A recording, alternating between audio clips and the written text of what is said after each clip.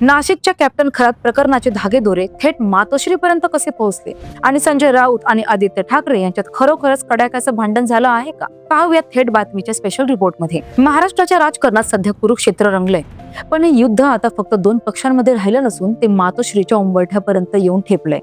एकीकडे उद्धव ठाकरेंनी आपल्या खासदारांची मोठ बांधण्यासाठी बैठक बोलावली, पण त्या बैठकीतून एकीचा संदेश जाण्याऐवजी वादाचेच फटाके फुटल्याची चर्चा सुरू आहे. मुंबईत उद्धव ठाकरेंनी आपल्या शिलेदारांना एकत्र केलं. निवडणुकीच्या तोंडावर खासदार फुटू नयेत म्हणून त्यांनी भावनिक साथ घातली. पण या बैठकीनंतर एक बातमी वाऱ्यासारखी पसरली, ती म्हणजे संजय राऊत आणि आदित्य ठाकरे यांच्यातील वाद. शिंदे गटाच्या नेत्या शीतल म्हात्रे यांनी दावा केलाय की या बैठकीत राऊत आणि आदित्य यांच्यात जोरदार शाब्दिक चकमक झाली. प्रियंका चतुर्वेदींच्या मुद्द्यांवरून वातावरण तापल्याचंही बोललं गेलं. पण संजय राऊतांनी यावर काय उत्तर दिले? राऊत म्हणतात, मी त्या बैठकीला होतोच कुठे?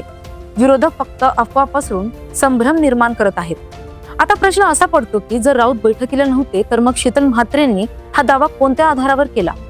हा निव्वळ राजकीय स्टंट आहे की पडद्यामागे काहीतरी शिस्त आहे? आणि हा वाद संपतो ना संपतो तोच शीतल म्हात्रेंनी दुसरा बॉम्ब टाकला. नाशिकचा तो भोंदू ज्योतिषी अशोक खरात, ज्याला आपण कॅप्टन खरात म्हणून ओळखतो, त्याच्या अटकेनंतर आता खळबळजनक खुलासे होत आहेत. शीतल म्हात्रेंनी थेट ट्विट करत विचारले, या क्रूर कर्मा खरातला पाण्याची जोडणी कोणाच्या सांगण्यावरून दिली? मातोश्रीच्या मॅडमच्या आग्रहाखातर सोय झाली. म्हात्रेंनी याला ताज का राज असं नाव दिलंय.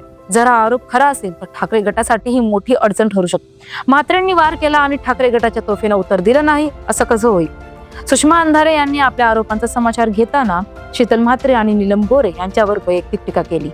अंधारे ट्विट करत म्हणतात की एप्रिलमध्ये विधान परिषदेच्या जागा भरायच्या आहेत. त्या एका जागेसाठी या महिला सध्या शिंदेची भाटगिरी करत आहेत. सुषमा अंधारेंनी तर असा इशारा दिलाय की मला संशोधन करायला लावू नका, नाहीतर महागात पडेल.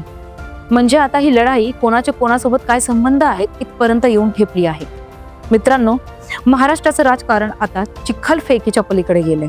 एका बाजूला पक्षाची गळती रोखण्याचं उद्धव ठाकरेंसमोर आव्हान आहे, तर दुसरीकडे विरोधक रोज नवीन फाईल्स उघडून खळबळ माजवत आहेत. संजय राऊत आणि आदित्य ठाकरे यांच्यात खरोखरच दरी निर्माण झाली आहे का, की हा फक्त विरोधकांचा माइंड गेम आहे? आणि सर्वात महत्वाचं म्हणजे शीतल म्हात्रेंचे मातोश्रीवरचे आरोप सिद्ध होणार की ते केवळ निवडणुकीच्या तोंडावरचे आरोपच राहणार? तुम्हाला काय वाटतं?